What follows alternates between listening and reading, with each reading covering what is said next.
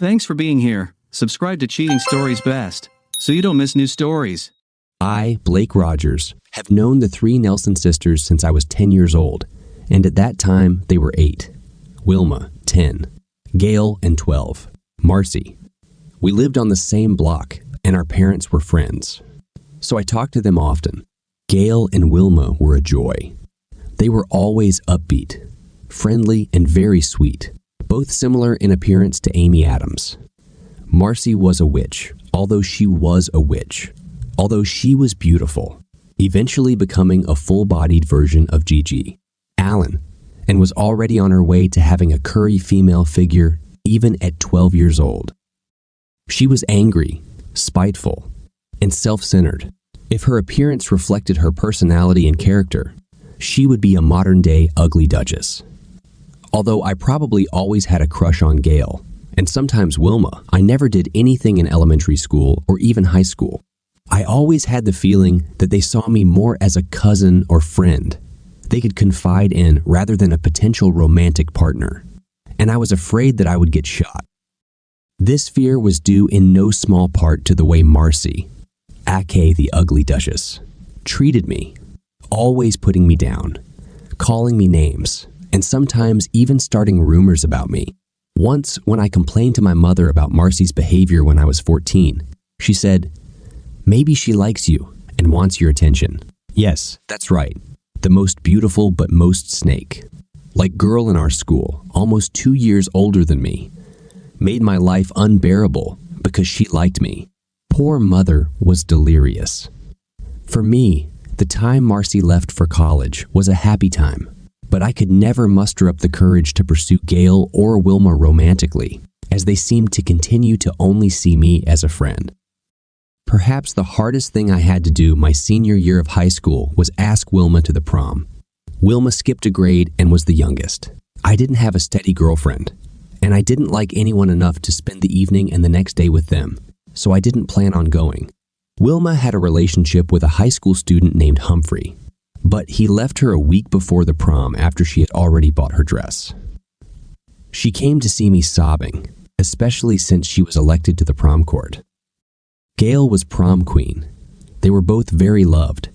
If I had gotten my hands on Humphrey at that moment, I would have killed him with my bare hands. Not that that had anything to do with it, but I was the starting linebacker on our conference championship football team and was certainly physically capable of doing it. Trying my best to distract Wilma from crying, I said, "Look, I don't have a date for the prom. I would be delighted to accompany one of the special members of the court to the dance." Wilma immediately stopped crying.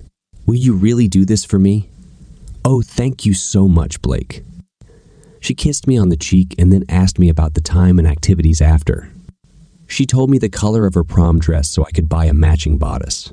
She kissed me on the cheek one more time and then hurried home with a smile on her face. Wilma and Gail both looked very, very good on prom night. I was proud to accompany Wilma, but at the same time was completely upset. I could tell there was no romantic spark on her part, so by the time we returned from all the post-prom activities the next day, I only received hugs and kisses on the cheek. Luckily, the following weekend at an out-of-town baseball game, I ran into a sultry girl named Lisbeth, who had gone to the same elementary school as me and was now a senior at the high school. She and I started talking, and it was clear that there was a mutual attraction between us. I almost missed the team bus. I was so engrossed in conversation with her. When I was about to run to catch the bus, she quickly wrote her phone number on my hand and said with a wink, "In case you want to call." Without going into too much detail, Lisbeth and I had a real, although probably not very romantic, attraction to each other. After a very hot summer, Marcy, Gail, and Wilma graduated from different colleges from each other and from me. Since their parents moved to another state, I almost never saw them again during my time in college. I had a very productive 4 years. I made the honor roll in mechanical engineering several times, had a great social life in a fraternity, including having by this a reasonable number of times, and enjoyed playing football and baseball. While I had always been fit and strong, I had also matured physically in many ways and had even grown 3 inches and gained 15 elbs of muscle, losing any semblance of plumpness on my face and torso. Luckily, my best job offer was in the big city where Gail and Wilma's parents now lived, and where everyone else, including Gail, Wilma, and Marcy, were also based. I learned about this from my parents, who kept in touch with Nelson, and ended up at a party about 2 weeks after I started working. Wilma was there with her regular boyfriend. Marcy was there with her first husband, and Gail was there alone. After the first 20 minutes, it became obvious that Wilma and Gail were still sweet, friendly, and cheerful. It was also clear that Marcy was still a total badass, and her husband was henpecked, although there was no denying that Marcy was now as beautiful as a woman could be. What changed, however, was the way Gail looked at me. From the second we hugged in greeting, 2 things became clear. My old childhood and teenage crush on her was back with renewed vigor, and the way she looked at me was very different from the way we went to school together. Her sensual touches and glances when communicating with me were not just friendly. Just 2 months after her parents' party, Gail and I became lovers. Within 18 months of that party, we were married, at which point Marcy was with her second husband, despite Marcy's presence at our wedding and reception. They were a true joy. The only fly in the ointment was that Marcy got drunk at the reception and quarreled with her husband. Family life with Gail was wonderful, except for the forced interaction with Marcy, whom I now called Evil Marcy, mostly only in my imagination, but sometimes in front of Gail. Despite how despicable I thought Evil Marcy was, both Gail and Wilma insisted on communicating with her and her husband or boyfriend at the moment. With their forgiving, friendly, and devoted personalities, both Gail and Wilma were oblivious to Marcy's many flaws, and they didn't like it when I criticized her. So, to keep the peace and since I loved Gail and Wilma, I stopped complaining about mean Marcy.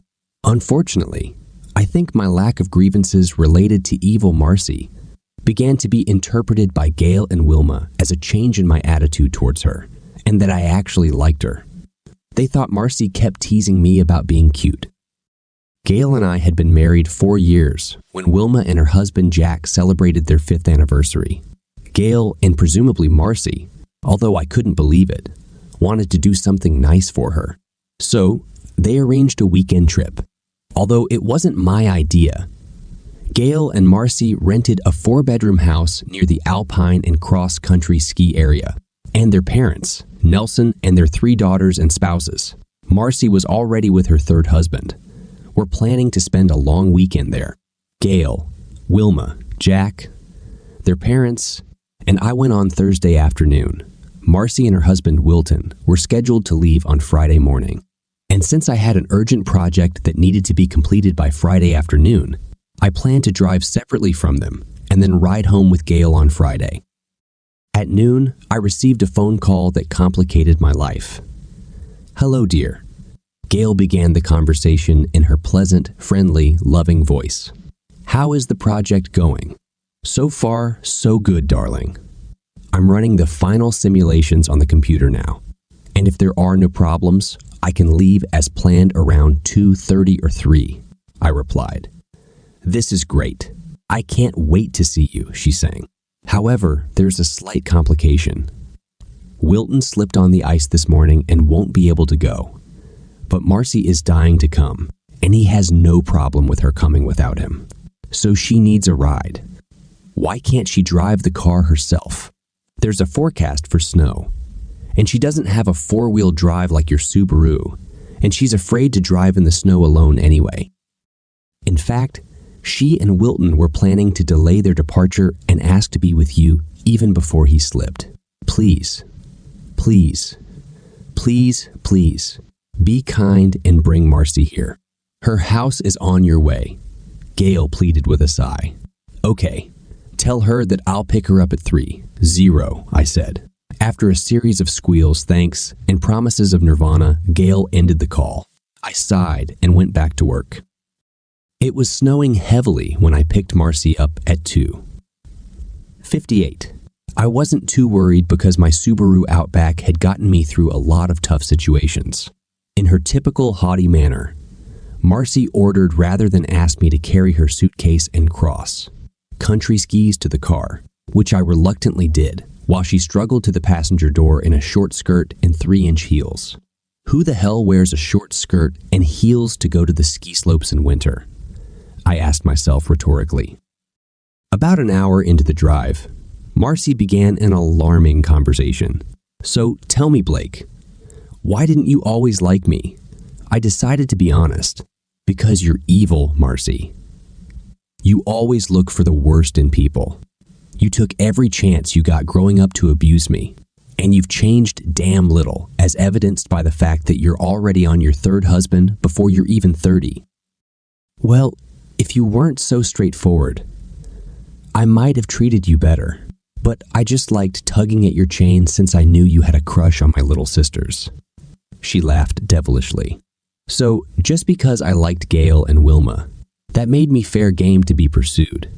I tried to make you a man, not the Boy Scout you were. Look, there's nothing wrong with you, so I must have helped in some way. You didn't help me at all. I became who I am, despite your low blows and meanness, I retorted. We continued to fight for the next half hour as the snow continued to fall. I didn't try to hit her, and she didn't seem at all alarmed by my comments. Then she said something amazing.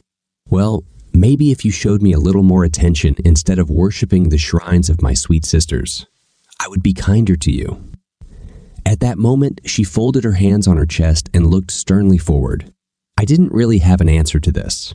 It overwhelmed me. After at least 20 minutes of silence, we reached the intersection of the main highway we had been traveling on and the rural road we would take for the rest of our journey to our rental house and ski area. Due to the weather, it took us 50 minutes longer than usual to get to this place. Despite how capable my car was, I had no desire to cross a country road in these conditions, especially since it was already dark. But I was determined to get home, if only to escape evil Marcy and get my attractive award from Gail. But the decision was made without me. At the intersection, there was a state car with flashing lights, and there was a closed gate at the entrance to the rural road, also with flashing yellow and red lights. I got out of the car and talked to the road worker. He informed me that there had been an avalanche on one particularly winding section of the road, and that the road was closed. You'll need a snowmobile to get through, he stated firmly. We can clear the road by tomorrow afternoon if the snow stops, which should happen within the next hour, he concluded. Is there somewhere to stay here? I asked. There's a small motel about a mile from here. If I were you, I would get there as soon as possible, he replied. I thanked him and returned to the car. I broke the bad news to Marcy.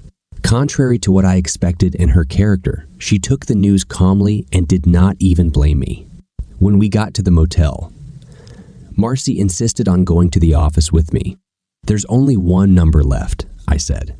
I wanted to forget about it and try the next motel, which was supposedly about 2 miles further. But Marcy snapped. We'll take it, and put down her credit card without making a scene. I tried to talk her out of it, but she was persistent. At some point, she growled, If you're so weak that you don't think you can keep your hands off me, then go and get me tomorrow. There's a grocery store next door that I'm sure has some wine in it, and I'll be fine. Her arrogance, her belief that I couldn't resist her despite her evil nature, plus the idea that Gail, Wilma, and the parents would be upset if I left her here alone. At least, they made me ask the owner, Do you have a key I can take? No. Sorry. All the folding beds have already been taken apart, but this room has a double bed, replied the owner. I sighed, took one of the 2 keys he had placed on the counter, opened the door for evil Marcy, and we hurried back to the car. Our number was the last one. I parked where I thought we could easily get out the next day, even if the lot was filled up. I carried our suitcases to the room. I need to change into something more suitable for this weather, Marcy sang as soon as we entered the room and turned on the heating. Good idea, I said calmly. Although I wanted to say, "Why the hell did you put on that outfit?" She started changing clothes right in the main room. I asked sarcastically. "Okay, you straightforward weakling," she smiled maliciously, picking up her ski pants and sweater and dragging them into the bathroom. "There's a nice separate heater in here," she called out as I heard the fan start up before the door closed. After Marcy got dressed and I got what I needed out of my suitcase, we walked into the next building, luckily with boots on since we had to wade through at least 2 feet of snow, to a small grocery store. "You buy food. I'll bring wine," Marcy snapped. "Yes, boss," I replied sarcastically. She just smiled. I took and paid for the food, enough for dinner, breakfast, and lots of snacks. Marcy bought wine, too many bottles in my humble opinion. When we got to the room, Marcy called Gail and Wilma to tell them the news. I also talked to them.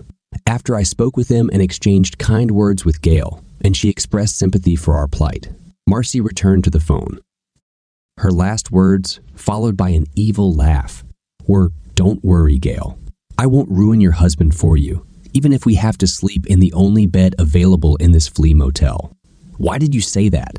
I growled, trying to calm her down. Marcy chuckled evilly. Surprisingly, Marcy was pleasant at dinner. I'm not much of a wine drinker and rarely loved the taste of it, but there was something really good about the particular Pinot Noir she chose. Marcy also let me watch whatever I wanted on TV and kept filling my glass with wine. I had only been drunk twice in my life before, but I didn't care if I got drunk now because it might make time go by faster. Around 10:00 p.m., Marcy said, "You know, I didn't have any exercise today, and I have to train every day to stay in good shape. Let's practice so that dinner can be digested better," she giggled. "This motel doesn't have a gym," I answered calmly. "Just walking in the snow for 45 minutes will be great exercise," she grinned. "Come on, be an athlete. Let's go." We put on our winter clothes and boots and actually walked up and down the deserted highway for about 50 minutes. Even though my legs were much longer than Marcy's, I had to really puff to keep up with her. It's no wonder she had such a toned body if she trained so intensely all the time.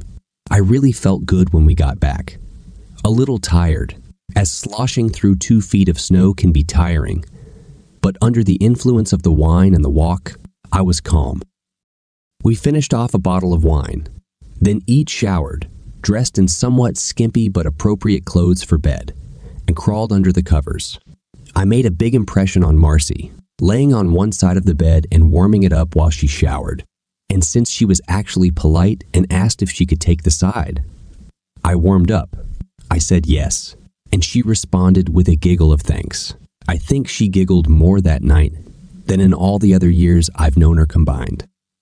The combination of the sound of the wind blowing through the motel room windows, our strenuous walk, and the wine caused me to fall asleep at a safe distance from Marcy shortly after my head hit the pillow. After some time, I found myself in the middle of one of the most beautiful and realistic dreams of my life. I sleep with Gail. I sleep with Gail. I swear that not only was the feeling realistic, but the accompanying sounds were there too. And suddenly, I realized that I was not in a realistic dream, but in reality. Obviously, there was no way to stop at this point. I realized that I had just slept with my evil sister-in-law. I really wanted to feel bad about this. I knew that I had to get out of this situation as gracefully as possible. Maybe she won't remember. Now, in her sleep, I tried to deceive myself. When I woke up the next morning, the first thing I saw was a naked Marcy coming out of the bathroom, drying herself off, no doubt straight from her shower. I've seen her in a bikini twice already, and both times my spontaneous thoughts really bothered me, but completely naked. She was even attractive. She looked like a goddess. "Wake up, stallion," she giggled. "It's already more than 10:00, and the checkout time is noon. We need to have breakfast before we hit the highway and hope the road to the house is clear." While my brain was waking up, I thought, did we really sleep twice last night? Apparently, I was looking at her naked, godlike body, thinking, because she broke into a devilish grin and then giggled. "Judging by the expression on your face, it looks like you want a snack on me," she said. Then, without further ado, she stood up and walked closer. I lay on the bed, staring at the ceiling, my mind blown. When Marcy came out of the bathroom, I went and took a shower and then got dressed. While we ate breakfast in our room, Marcy carried on the conversation as if we hadn't slept 3 times in the last 10 hours or cheated on our spouses. My mind had a hard time coping with it. We took another walk in the snow, repacked our suitcases, and it was already 11:51, so we got into the car and headed back to the road leading to the rental house. When we reached the country road, the gate was open, but there was a sign on it that said 4 vehicles only. We reached home in about 45 minutes without any problems and were warmly greeted by all the relatives. That day, we split into 2 groups.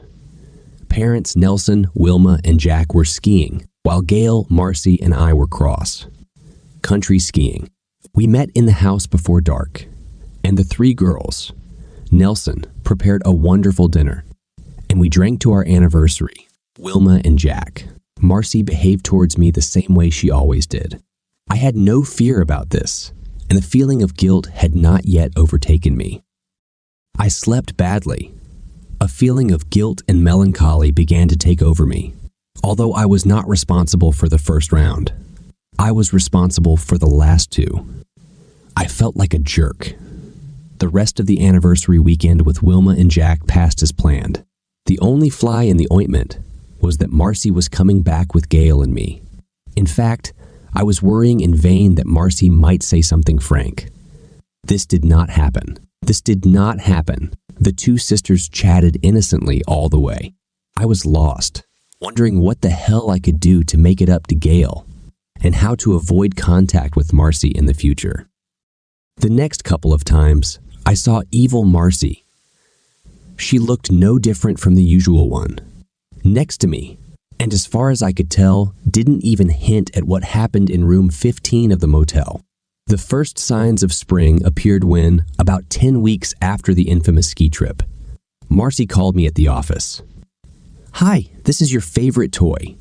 She started the conversation so terribly awkwardly. "What do you want, Marcy?" I answered calmly.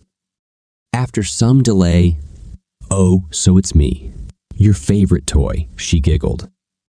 "Yes, I just saw your name on the caller ID," I replied senselessly.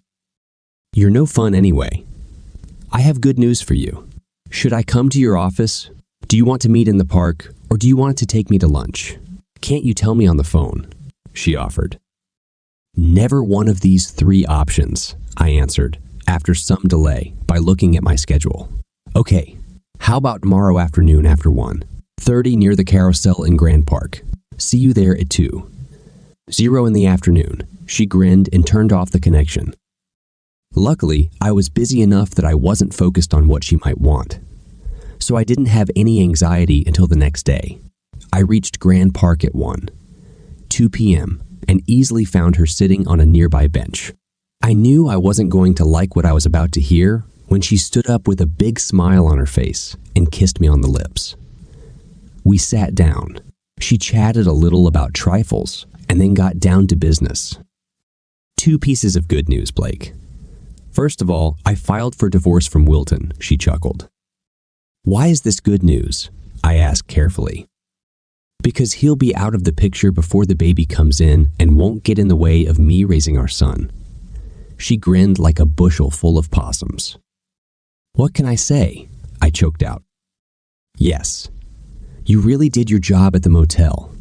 Sleep with me 3 times during my fertile period, and now I'm pregnant. Great job." After a long pause where I stared at her, trying to determine whether she was gloating or whether she was gloating or whether she was serious, I finally stammered. "Aren't you serious?" "Of course I'm serious. I told you then that I was in my fertile period, and I was defenseless," she grinned. I didn't believe her, but considering how shocked I was at the time, if she said anything, it might well have fallen on deaf ears. However, It explained why she had shut her up after our third. How do you know it's not Wilton? I hesitated. That's for sure. I just had the eye removed before our trip. I didn't let Wilton touch me for 2 weeks after I got back, using the excuse that I didn't want him to hurt his back after he slipped and fell. I am estimated to be 10 weeks pregnant, and our relationship was 10 weeks ago. And drumroll, I just took a DNA test, and it's not Wilton. And the only person I've had intimacy with other than him in the last 6 months is you. Aren't you excited? She beamed. I put my head in my hand and almost cried. Marcy kissed the back of my head and said, "Don't be a wimp, Blake. I'm going to name our son William Blake Nelson, going back to my maiden name. I'm not going to tell anyone but him when he turns 20. 1. I don't expect any financial commitment. Just teach him how to throw a baseball and stuff like that. Just be friendly and compassionate. That's not too much of an expectation, is it? Why did you set me up, Marcy? Why did you choose me to be the father of your child? With your looks, despite your evil nature, you could choose almost any guy in the world," I groaned. "Stop whining," she grinned. "You are a good candidate. You have the right combination of looks, intelligence, and character to provide good children." "Children? What do you mean by children?" She grinned. "You never know what life holds in itself. Now answer my question. If I don't tell anyone that you are a father and don't ask for financial support, since I'm already rich, will you play ball with our son and take care of him?" I sigh. "As long as you don't tell anyone else. I'm not asking too much. It looks like you've been planning this for a long time. However, how did you do that?" "I know, but you will never know." She laughed. "Now, why don't you pull up your big boy pants and invite your babies? Mommy over for a late lunch."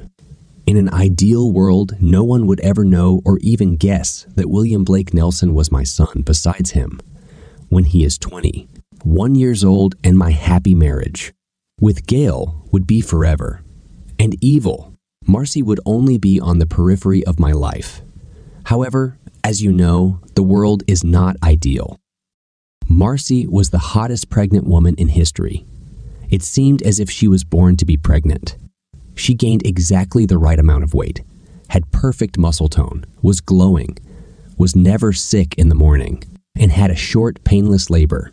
She told the family that the father was some random guy she had a one-night stand with after she dumped Wilton. And given her story, it seems like everyone believed her. All family members seemed willing to help. I didn't have to interact much with Marcy during the first 6 months of her pregnancy, which was fine with me, both because I didn't like her personality and because I hated the lustful reaction of my nether regions around her. At the beginning of her last trimester, the situation changed. Shortly after she was 7 months pregnant, Marcy talked Gail into inviting me to a lame class with her, and Gail, being the wonderful, devoted sister she is, talked me into doing it.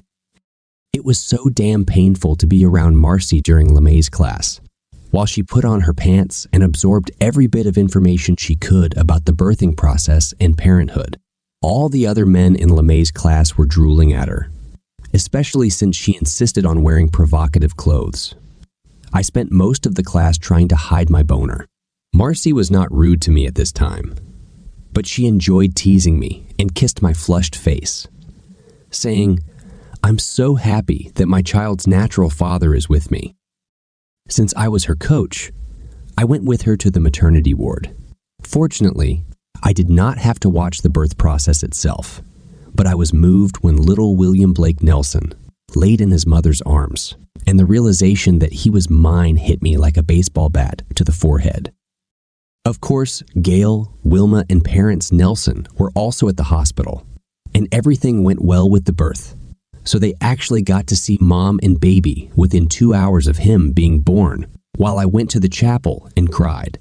Eventually, I started visiting William at least once a week, and when he was little, at least twice. I liked being with him. However, it bothered me that every time I visited him, Marcy would hug and kiss me tightly, which would cause an unwanted spontaneous reaction in my crotch. Surprisingly, my own mother unknowingly caused my death. I haven't seen any reason to mention this before, but my irises are a very unusual color. They are gray, and less than 1% of the population in the United States has gray eyes. I also have light red hair, which is the least common shade of blonde. My parents were visiting, along with the whole clan Nelson, at my home with Gail one Sunday. I was pretending to be a tickle monster while chasing 20-month. Old William, when he ran up to my mother and squeezed her legs while he squealed with delight, trying to get away from me.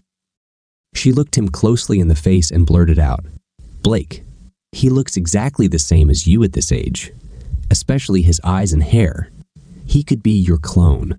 Luckily, I got to William and started tickling him right after that statement, so I thought it might have been lost in his squealing and laughing. However, later that day, I saw Gail holding William while she and Wilma seemed to be looking straight into his face and not smiling. That was a bad sign. A little over 3 weeks after my mother's statement, when I returned home from work, I found Gail crying, sitting at the kitchen table with some papers in front of her and an open FedEx envelope. "What's the matter, dear?" I asked, touching her shoulder. She jerked her shoulder away from my touch and handed me one of the pieces of paper that lay in front of her. It was on DNA lab letterhead, and after some illegibility in the middle of the page, it said in bold letters, "Specimen A and Specimen B are closely related. Most likely, Specimen A is the biological father of Specimen B." And with that single sentence, my happy marriage to Gail Rogers, nee Nelson, collapsed. Of course, the whole marriage didn't really end in 1 day or even in 6 months, but that's when it died on the vine. I tried to salvage it, but despite Gail's loving and usually forgiving nature, it was too much of an insult for her. Marcy even did the first selfless act I've ever seen in her life and tried to take all the blame on herself. It didn't work. Within a year, I received my documents after agreeing to split the assets 70-30 in Gail's favor. In an attempt to ease my conscience shortly after my divorce, I moved to a city 500 miles away. While the main purpose of the move was to get away from the family Nelson and the crushing memories of my fall from grace, serendipitously, I also got a better job as a mechanical engineer overseeing some complex projects. Even with only 30 of my family's assets, with the increased income from my new job, I easily got a mortgage on a nice 3-bedroom house in a nearby suburb of the big city. On the second Saturday, in my new home, there was a knock on my door around noon. I didn't really have a chance to get to know my new neighbors because I was working a lot, so I was very surprised that someone knocked on my door. I opened it and saw Marcy holding almost 3-year-old William. He shouted "Daddy" and practically rushed at me. I caught him and showered him with kisses as I entered the house. Marcy followed us. I played with William while Marcy and I chatted about nothing in particular except what concerned William. I mouthed to Marcy. "Why are you here?" She mouthed. "We'll talk when William goes to bed." 2.5 hours passed. When I put William to bed in the new double bed I bought for the guest room, when we got back to the living room, the first thing Marcy did was slap me. I was about to ask what it was about, but she answered before I could. "Did you even think about your child before you ran away with your tail between your legs? And why didn't you tell me about your plans, bastard?" She growled, raising her hand to hit me again. I grabbed her wrist. I needed to start all over again. "I didn't think you'd ever leave your family and your real estate business, and we don't like each other enough for me to ask you to move," I replied quietly. "You're so stupid. You want everything written out for you in big red letters. I'm shocked how you can live your life," she screamed, but not loud enough to wake William. "Don't you know that I love you?" were her last words before throwing herself at me and bursting into tears. I was shocked. I instinctively hugged her. When she finally stopped crying, she pulled away, walked into the living room, and sat down, crossing her arms over her chest. I sat down next to her. "I regret my outburst. I know you think I'm evil Marcy, and I didn't plan on taking it out on you when I came here. I've already cashed out my real estate business. I came to force you to accept one of two offers, she said sternly. Okay, I'm listening, I replied. First, I'm moving in with you, and we're raising William together. If you find that you can't stand me, you can kick me out after a 6-month trial period, and you don't have to think about marrying me, no matter what. Then she took a deep breath and continued. Second, I'll move into an apartment nearby and sue you for child support, but you'll still have to be in William's life. Then Marcy turned her head and fixed me with a steely gaze. We both stared without blinking for a very long time. I learned my lesson. She moved in, and 6 weeks later, she announced that she was surprisingly pregnant again. This was 7 years ago. Marcy and I have been married for 6 years. She goes through periods of bitchiness, but motherhood has really changed her for the better. Now, I really like her a lot, and I love my boy and girl to death. Amazingly, I'm now convinced that she really loves me, and I might really love her too. I don't want to overanalyze my feelings, because I'm very happy with the current situation and don't want to rock the boat.